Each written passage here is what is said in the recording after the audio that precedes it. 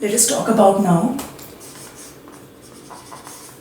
angles between two vectors. देखिए, अगर मेरे पास एक वेक्टर है a इस तरीके से और कोई वेक्टर है b इस तरीके से, तो सबसे पहले तो इस b वेक्टर या a वेक्टर को मैं पैरेलली भी शिफ्ट कर सकती हूँ।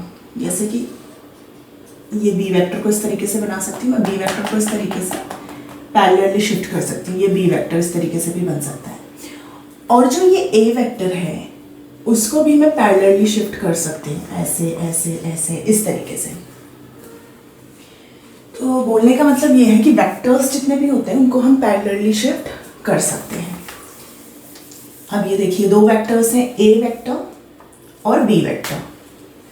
तो एंगल बताने के लिए सबसे पहले तो दोनों वेक्टर की या तो टेल से टेल जोड़नी चाहिए या फिर तो उनका हेड से हेड जुड़ना चाहिए।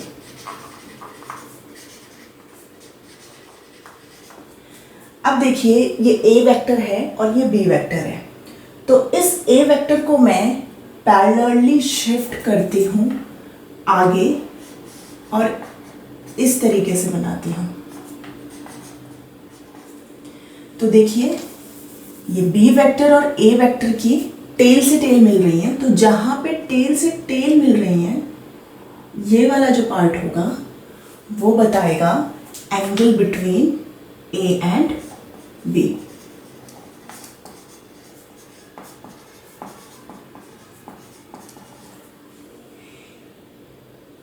ये बड़ा वाला एंगल भी टेल से टेल ही यहाँ पे भी जुड़ी है, लेकिन ध्यान देने वाली बात ये है कि कभी भी हम बड़े एंगल को कंसिडर नहीं करते हैं, हमेशा हम छोटे एंगल को कंसिडर करते हैं।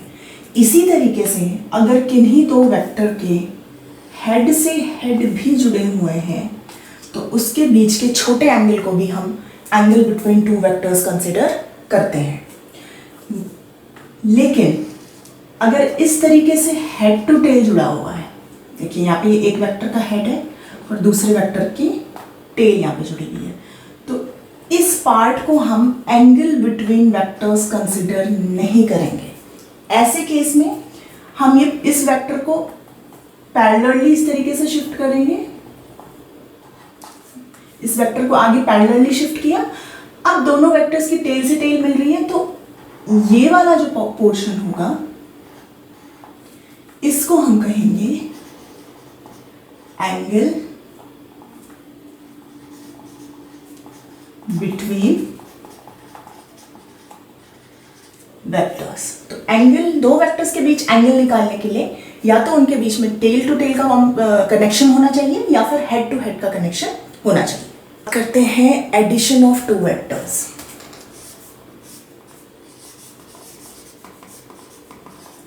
Addition of two vectors. दो वेक्टर्स को ऐड करने के लिए हमारे पास टू लॉज हैं। एक तो है triangle law of addition,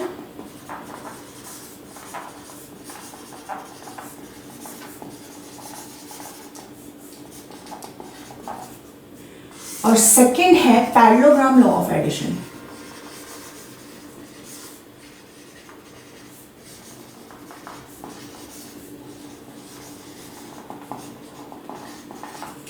triangle law कहता है कि अगर दो वेक्टर्स a और b इस तरीके से हैं कि a वेक्टर का हेड और b वेक्टर की टेल जुड़ी हुई है, दो वेक्टर इस तरीके से हैं कि a वेक्टर का हेड और b वेक्टर की टेल जुड़ी हुई है, तो जो इन दोनों का एडिशन का आंसर होता है, दैट इज द रिजल्टेंट। जो रिजल्टेंट होता है a प्लस बी का जो रिजल्टेंट होता है, रिजल्टेंट जो वेक्टर होता है उसकी टेल फर्स्ट वेक्टर की टेल से जुड़ती है और उसका हेड सेकंड वेक्टर की हेड से जुड़ता है, तो दिस इज रिजल्टेंट। और ये इस तरीके का कॉम्बिनेशन बनाता है कि ये ट्राइंगल की थ्री साइड्स को रिप्रेजेंट करता है। So this is triangle law of addition कि अगर हमारे पास कोई भी दो वेक्टर्स हैं तो उन वेक्टर्स की हेड से टेल जुड़नी चाहिए। एडिशन के टाइम पे दो वेक्टर्स को ऐड कर रहे हैं तो हेड टू टेल का कॉम्बिनेशन होता है। एंगल्स में टेल टू टेल या हेड टू हेड का कॉम्बिनेशन, बट एडिशन में हेड टू टेल का कॉम्बिनेशन। तो दो वेक्टर्स को ऐड कर रहे हैं और तो उनके हेड से टेल जुड़नी चाहिए और उनका जो रिजल्टेंट होता है, जो आंसर होता है, उस रिजल्टेंट वेक्टर की जो टेल होती है वो फर्स्ट वेक्टर की टेल को टच करते हुए सेकंड वेक्टर के हेड को, रिजल्टेंट का हेड टच करता है। इस तरीके से ये बनता है और इसका जो फॉर्मूला हो जाता है a प्लस बी का मॉड, ये आ जाता है under root of mod of a का square plus mod of b का square plus 2ab cos theta, where theta is equal to angle between a and b। अब यहां देखिए फिगर में a वेक्टर है, b वेक्टर है, theta हमें बताना है थीटा कौन सा होगा। तो क्या थीटा ये वाला एंगल होगा? नहीं, थीटा एंगल जो होता है वो हमेशा टेल से टेल या हेड से हेड के बीच में होता है। तो a को हमने पैरेलली आगे इस तरीके से शिफ्ट किया तो अब टेल से टेल जुड़ रही है तो ये वाला एंगल हो जाएगा हमारा थीटा। इस तरीके से सेकंड लॉ है पैरेललोग्राम लॉ ऑफ एडिशन। तो पैरेललोग्राम लॉ कहता है कि अगर हमारे पास दो वेक्टर्स a और b इस तरीके से हैं,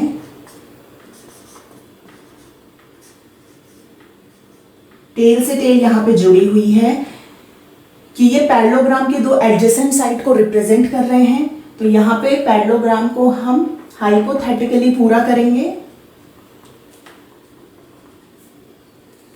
तो जो a और b का रिजल्टेंट होगा, जो आंसर होगा, जो रिजल्टेंट वेक्टर होगा, वो रिप्रेजेंट करेगा one of the diagonal of this parallelogram. इस पैरेललोग्राम की एक डायगोनल जो कि a और b जहां पे मिल रहे हैं, उनकी टेल्स जहां पे मिल रही हैं, वहां से शुरू होगा। तो this will represent the resultant. और इसका जो मॉड होता है a प्लस बी मॉड का, इसका फॉर्मूला भी बिल्कुल सेम हो जाता है under root of mod of a का square plus mod of b का square plus 2ab cos of theta, where theta is the angle between a and b। और यहाँ पे देखिए a और b के बीच का एंगल थीटा, इसको इस समय हम ये कंसिडर करेंगे क्योंकि टेल से टेल मिल रही है। तो दिस विल बी थीटा। तो इस तरीके से किन्हीं भी दो वेक्टर्स को हम या तो ट्राइंगल लॉ या तो पैरेललोग्राम लॉ का यूज करके ऐड कर सकते हैं। फॉर्मूला दोनों के मॉड का लगभग सेम है, अंडर रूट ऑफ a के मॉड का स्क्वायर प्लस b के मॉड का square plus 2ab cos theta, where theta is the angle between a and b।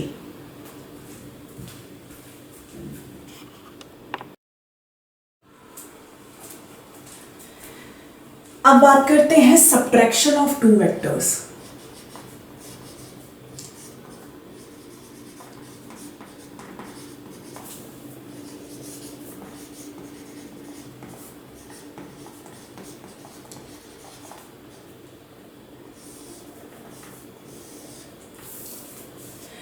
Vector a, vector a minus of vector b। तो देखिए subtraction कभी भी vector का नहीं होता है, वेक्टर का हमेशा एडिशन ही होता है। जैसे कि इस केस में a वेक्टर और b वेक्टर को हम सब्ट्रैक्ट कर रहे हैं, इसको हम इस तरीके से भी लिख सकते हैं कि vector a plus of minus of vector b। अब ये माइनस ऑफ वेक्टर b क्या है? अगर आपके पास कोई वेक्टर है इस डायरेक्शन में b और अगर मैं इसकी डायरेक्शन को जस्ट अपोजिट कर दूं, ईस्ट की तरफ को ये जा रहा है और इसकी डायरेक्शन को जस्ट अपोजिट करके मैंने वेस्ट की तरफ कर दिया, तो this will represent minus of b। तो अगर आप किसी वेक्टर की डायरेक्शन को जस्ट अपोजिट कर देते हैं तो उसके आगे वो नेगेटिव का साइन आ जाता है। तो नेगेटिव का साइन उसकी डायरेक्शन को रिवर्स कर देता है। तो इसी तरीके से मेरे पास यहाँ पे दो वेक्टर को सब्ट्रैक्ट करने को दे रखा है, तो हम इसको a plus minus of b भी लिख सकते हैं। For suppose this is vector A and this is vector B, this is vector A and this is vector B. Minus of B will be, इस तरीके से डायरेक्शन बिल्कुल reverse हो जाएगी, माइनस ऑफ वेक्टर बी। अब इन दो vectors को हमें ऐड करना है, ए और बी को, तो ये हो गया ए वेक्टर, और B vector minus of B vector को पैरेलली शिफ्ट किया, यहां पे लेके आए, minus of B vector, A की हेड से बी की टेल जुड़ी हुई है, तो जो रिजल्टेंट होगा वो इस तरीके से आएगा,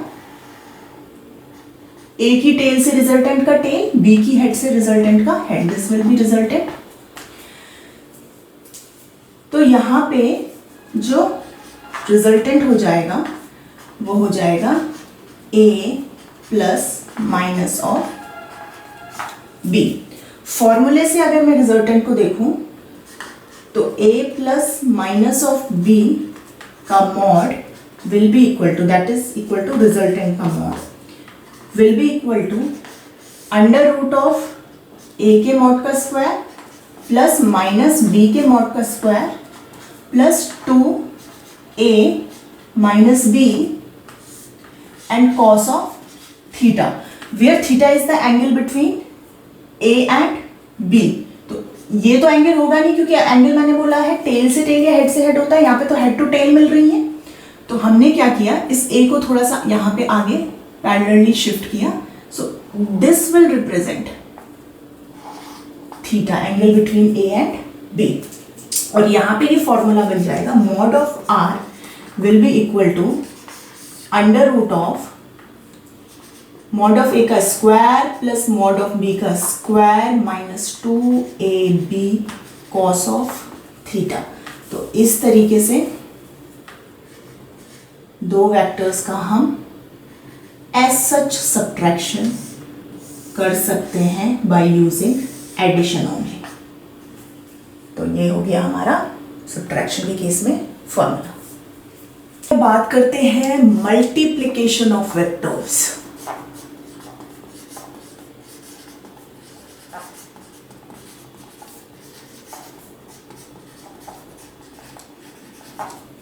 मल्टीप्लिकेशंस को हम 3 कैटेगरी में पढ़ेंगे। सबसे पहली कैटेगरी तो है scalar with vector,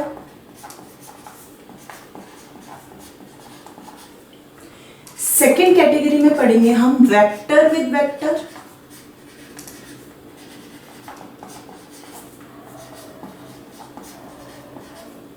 giving scalar quantity, answer जो होगा वो स्केलर होगा। और थर्ड टाइप ऑफ मल्टीप्लिकेशन हम पढ़ेंगे again vector with vector but giving a vector, लेकिन जो आंसर होगा वो एक वेक्टर ही होगा। तो स्केलर विद अ वेक्टर यहीं पे बहुत ही इजी है, यहीं पे समझा देते हैं। अगर मेरे पास कोई वेक्टर है a और उसको मैं किसी स्केलर क्वांटिटी के साथ मल्टीप्लाई कर रही हूं, तो सिंपल आंसर आ जाएगा lambda A. Lambda is a scalar quantity, lambda A. Cartesian form में अगर मैं दिखाऊं तो अगर मेरे पास कोई वेक्टर a है जो कि रिप्रेजेंटेड है 2i cap plus 3j cap plus k cap, और इस a वेक्टर को मैं किसी स्केलर मान लीजिए 5 के साथ मल्टीप्लाई कर रही हूं, तो जब ये मल्टीप्लिकेशन यहाँ पे होगा तो जो आई कैप जे कैप के कैप के साथ जो कांस्टेंट टर्म्स हैं उनके साथ ही कांस्टेंट स्केलर क्वांटिटी मल्टीप्लाई हो जाएगी सीधे। तो ये आंसर आएगा 10i cap 15j cap 5k cap. तो सिंपल इस तरीके से ये मल्टीप्लाई हो जाएगा। अब बात करते हैं second type of multiplication, that is vector with a vector but giving a scalar. Vector को वेक्टर के साथ मल्टीप्लाई कर रहे हैं, लेकिन जो आंसर आ रहा है वो एक स्केलर टर्म आ रहा है। क्योंकि आंसर स्केलर आता है तो इस मल्टीप्लिकेशन का नाम स्केलर प्रोडक्ट भी हो जाता है।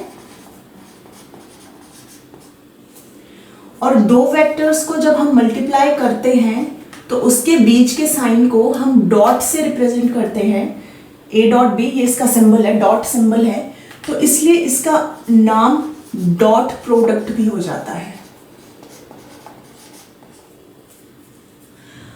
इन दोनों का जब मल्टीप्लिकेशन करते हैं तो उसके जो मॉड का आंसर होता है वो होता है A B cos of theta, where theta is the angle between A and B, where theta is the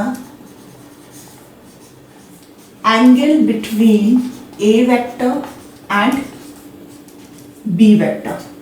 तो ये इस तरीके से डॉट प्रोडक्ट को हम क्या करते हैं, करते हैं। आप देखिए, अगर मेरे पास कार्टेशियन फॉर्म में है, suppose A vector is a1 i cap plus b1 j cap plus c1 k cap, और b वेक्टर मेरे पास है a2 i cap plus b2 j cap plus c2 k cap, और मुझे निकालना है a डॉट b। तो इस case में देखिए क्या हो जाएगा, a1 a2 आपस में a1 a2 plus b1 b2 plus c1 c2। अब ये i j k वाले टर्म्स कहाँ गए, तो ध्यान दीजिए, i को जब मैं j के साथ मल्टीप्लाई करती हूँ या उसका डॉट प्रोडक्ट करती हूँ 0 आता है। i को जब मैं k के साथ डॉट प्रोडक्ट करती हूँ तब भी आंसर 0 आता है, और j को जब मैं k के साथ डॉट प्रोडक्ट करती हूँ तो तब भी आंसर 0 आता है। डिफरेंट यूनिट वेक्टर्स को आपस में आप उनका डॉट प्रोडक्ट करेंगे तो आंसर 0 आएगा। अब आंसर 0 क्यों आएगा, इसे समझते हैं, यहीं पे थोड़ा सा समझा रही हूँ। देखिए क्या होता है, ये है हमारा i वेक्टर जो कि x एक्सिस की डायरेक्शन को रिप्रेजेंट कर रहा है, और ये है हमारा j वेक्टर जो कि y एक्सिस की डायरेक्शन को रिप्रेजेंट कर रहा है। दोनों का मैग्नीट्यूड 1 है, और इन दोनों के बीच में एंगल है वो है 90 डिग्री। अब अगर मैं i डॉट j कर रही हूँ तो इस फॉर्मूले के हिसाब से हो जाएगा i का मॉड j का mod and cos of theta. Magnitude of i is 1, magnitude of j is also 1 and cos of 90 degree, and we know that cos of 90 degree is 0। तो i डॉट j इसलिए क्या हो जाता है, 0। इसी तरीके से अगर हम j डॉट k करेंगे या k डॉट i करेंगे तो उसका आंसर भी 0 आएगा, क्योंकि i j k आपस में 90 डिग्री एंगल बनाते हैं और cos ऑफ 90 इज 0, तो इसलिए इनका डॉट प्रोडक्ट हमेशा 0 होता है। वहीं अगर मैं i डॉट i करूं, j डॉट j करूं या फिर k डॉट k करूं, तो देखिए i का डॉट प्रोडक्ट i के साथ ही उन दोनों के बीच जो एंगल बन रहा है वो है 0, तो cos ऑफ 0 इज 1, तो इसलिए यहाँ पे आंसर आ जाता है 1 1 1। इसमें रखा ना मैंने i cos of angle between i और i के बीच का एंगल 0, तो क्योंकि 1 मैग्नीट्यूड होता है i का, तो 1 इंटू cos 0 इज 1, तो 1, तो इसलिए i dot i is 1, j dot j is 1 and k dot k is also 1। इसलिए जब ये वाला टर्म इस पूरे के साथ मल्टीप्लाई हुआ तो i डॉट i वाले ने तो 1 दे के a1 a2 दे दिया, लेकिन i डॉट j और i डॉट k वाले ने 0 दिया, इसलिए उस टर्म को नहीं लिखा है। इसी तरीके से जब इस वाले टर्म को इस पूरे वेक्टर b के साथ मल्टीप्लाई किया तो j डॉट i ने 0 दिया, j डॉट k ने 0 दिया, केवल j डॉट j ने 1 दिया, इसलिए b1 b2। और इसी तरीके से c1 c2 जब इस पूरे वेक्टर के साथ मल्टीप्लाई हुआ तो k dot i 0, k dot j 0, k dot k 1, तो इसलिए c1 c2 आया। तो इस तरीके से अगर कार्टेशियन फॉर्म में आपको वेक्टर्स दे रखे हैं तो इस तरीके से आप उनका डॉट प्रोडक्ट निकाल सकते हैं। तो ये हो गया A dot B is equal to mod of A mod of B cos of theta, where theta is the angle between A and B, और A dot B is equal to A1 A2 B1 B2 C1 C2. Okay, अब second type of multiplication की बात करते हैं. Second type मतलब third type इस case में तो हो गया. That is vector with vector but giving vector. लेकिन आंसर भी हमें कैसे मिलता है? वेक्टर मिलता है. ए अगर हमारे पास कोई वेक्टर है और उसको हम मल्टीप्लाई कर रहे हैं बी वेक्टर के साथ, तो इस वाले क्वांटिटी को हम क्रॉस कहते हैं. तो इसलिए इसका नाम क्रॉस प्रोडक्ट भी होता है. दूसरा वेक्टर प्रोडक्ट भी हम इसे कहते हैं. क्रॉस प्रोडक्ट ज्यादा कॉमन नाम है. अब देखिए इसमें क्या है कि अगर मेरे पास दो वेक्टर है A एंड B और उनका मुझे क्रॉस निकालना है, तो इसका फॉर्मूला हो जाता है mod of A into mod of B sine of theta, where theta is the angle between A and B.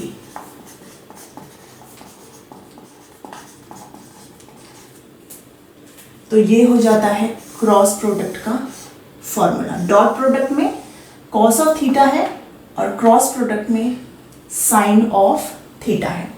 अगर कार्टेशियन फॉर्म में मेरे पास दे रखा है, तो देखिए ए अगर मेरे पास दे रखा है A1 I cap plus B1 J cap plus C1 K cap, और इसी तरीके से B अगर दे रखा है A2 I cap plus B2 J cap plus C2 K cap, तो इसका क्रॉस प्रोडक्ट हम किस तरीके से निकालेंगे? सबसे पहले हम बनाएंगे एक डिटर्मिनेंट. डिटर्मिनेंट में फर्स्ट रो में लिख देंगे I कैप, J कैप और K कैप.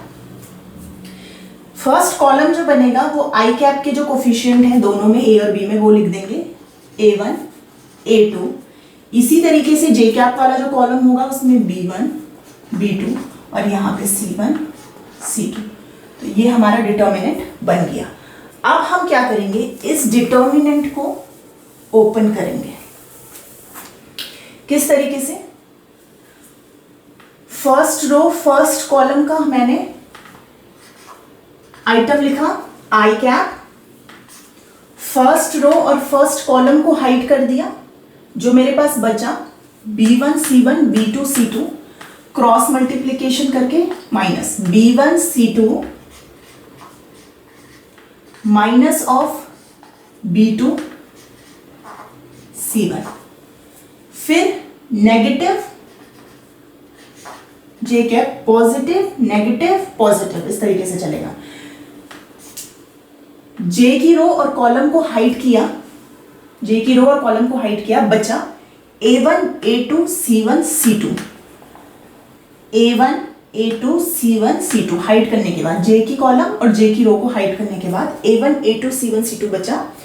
इसका कर दिया क्रॉस मल्टीप्लिकेशन A1 का C2 के साथ A1 C2 और माइनस A2 का C1 के साथ A2 C1.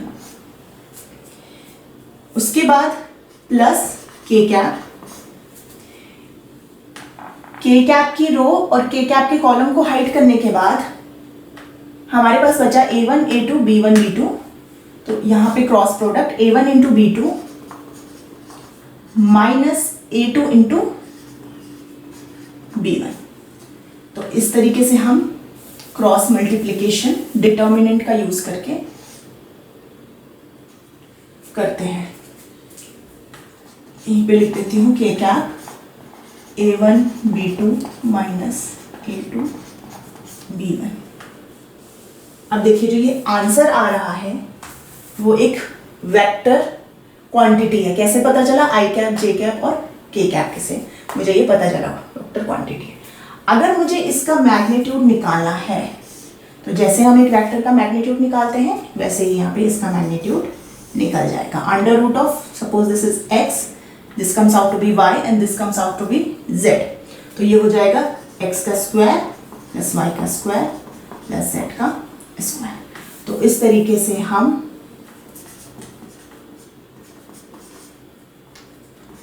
ए क्रॉस बी या क्रॉस प्रोडक्ट या वेक्टर प्रोडक्ट हम किसी दो वेक्टर्स का निकाल सकते हैं। अब बात करते हैं रेजोल्यूशन ऑफ वेक्टर्स।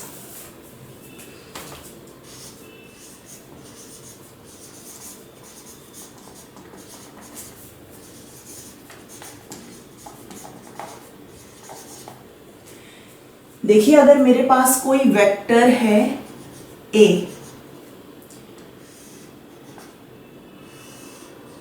ये एक्स एक्सिस है और ये वाई एक्सिस है। कोई वेक्टर है ए जो कि एक्स एक्सिस से थीटा एंगल बना रही है।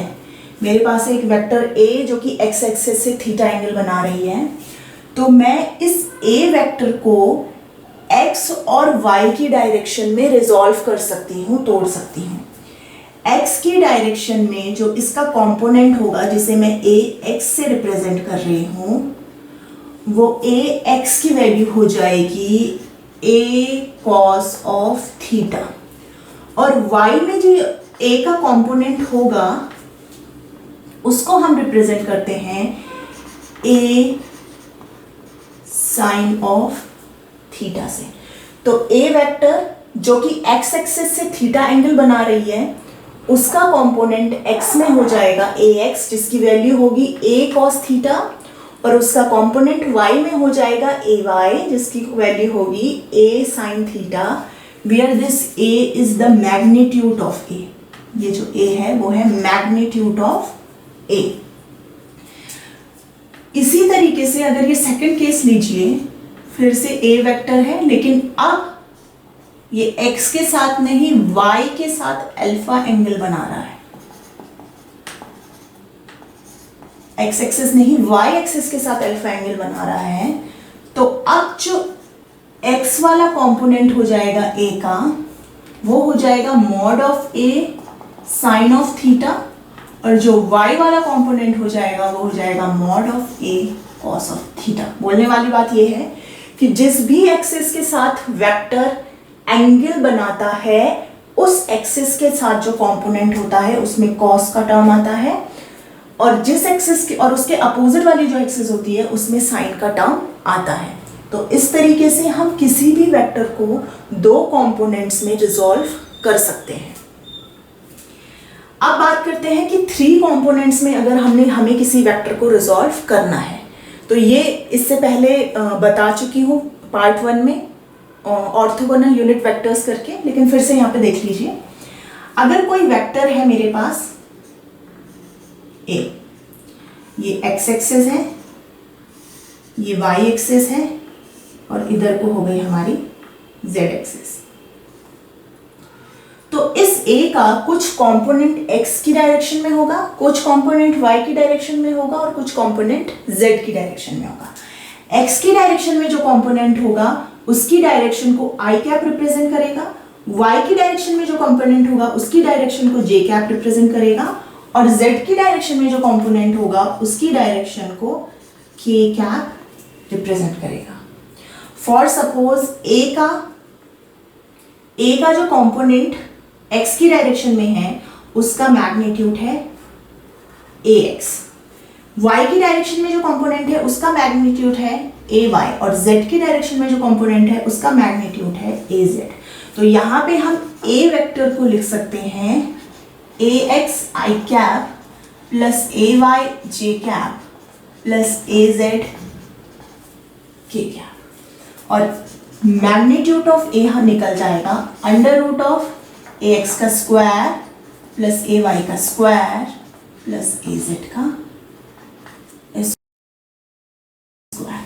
तो इस तरीके से थ्री कंपोनेंट्स में ऑर्थोगोनल यूनिट वेक्टर का यूज करके हम इस a वेक्टर को डिवाइड कर सकते हैं, और इस फॉर्म को हम कार्टेशियन फॉर्म भी कहते हैं। कार्टेशियन फॉर्म ऑफ वेक्टर, ये इस फॉर्म को हम कहते हैं कार्टेशियन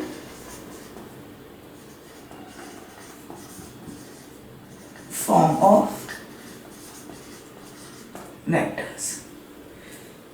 तो आज हमने पढ़ा addition of vectors, angle between vectors, subtraction of vectors, multiplication of vectors. Multiplication of vectors में हमने vector with a scalar, vector with a vector but giving a answer scalar, जिसे डॉट प्रोडक्ट भी कहते हैं। और फाइनली और फिर हमने पढ़ा vector with a vector but giving a answer a vector, जिसे हम क्रॉस प्रोडक्ट भी कहते हैं।